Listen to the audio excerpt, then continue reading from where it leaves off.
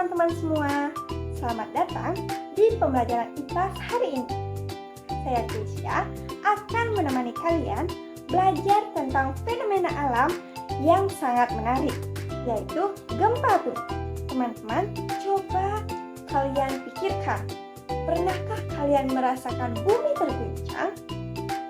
Nah, pertemuan kali ini kita akan belajar tentang apa itu gempa bumi, bagaimana prosesnya, dan apa yang harus kita lakukan saat gempa terjadi.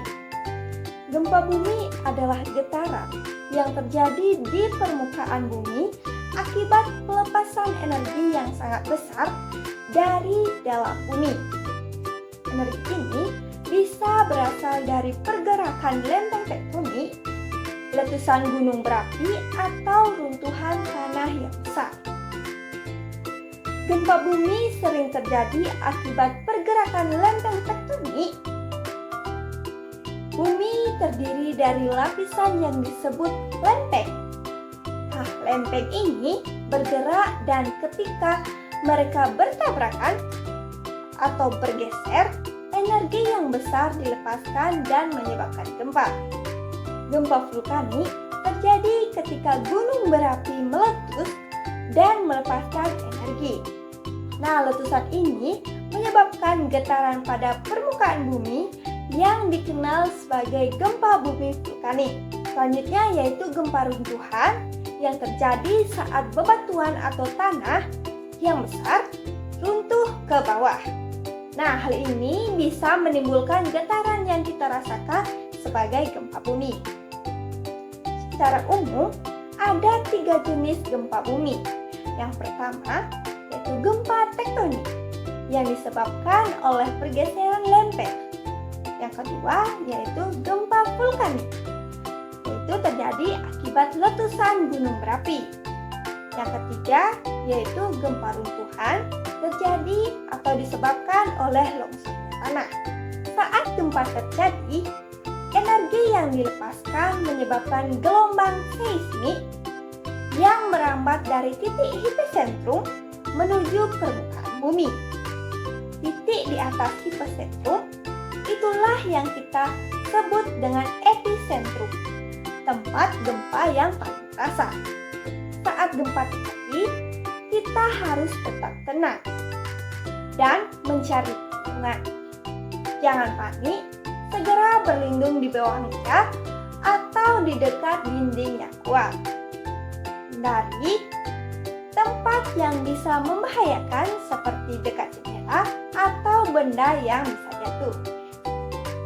Jadi teman-teman, gempa bumi adalah bagian dari alam yang perlu kita pahami. Tetap tenang, lindungi diri, dan ikuti panduan keselamatan jika gempa terjadi. Kita juga harus selalu waspada dan siap menghadapinya. Indonesia termasuk negara yang rawan gempa karena terletak di antara 3 lempeng besar dunia, yaitu lempeng Eurasia, Indo-Australia, dan Pasifik. Selain itu, kita juga memiliki banyak gunung berapi aktif yang membuat wilayah kita rentan terhadap gempa vulkanik. Oleh sebab itu, kita perlu memahami cara untuk mengurangi risikonya. Di sekolah, kita bisa mengikuti simulasi bencana untuk tahu bagaimana bertindak jika gempa terjadi.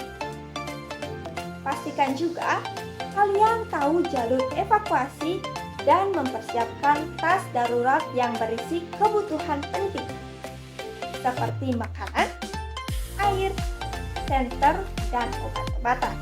Setelah gempa, tim penyelamat biasanya akan datang untuk membantu korban dan memperbaiki kerusakan. Kita harus tetap waspada terhadap gempa susulan dan mengikuti arahan dari petugas terkait. Baiklah teman-teman, sebelum kita akhiri pembelajaran hari ini, terdapat satu pertanyaan yang bertujuan untuk mengetahui seberapa paham teman-teman dengan materi yang telah ditonton. Pertanyaannya yaitu, penyebab utama gempa tektonik adalah A. Longsoran tanah yang besar, B. Pergerakan lempeng tektonik, C. Aktivitas vulkanik gunung berapi. Jawabannya adalah B. Pergerakan lempeng tektonik.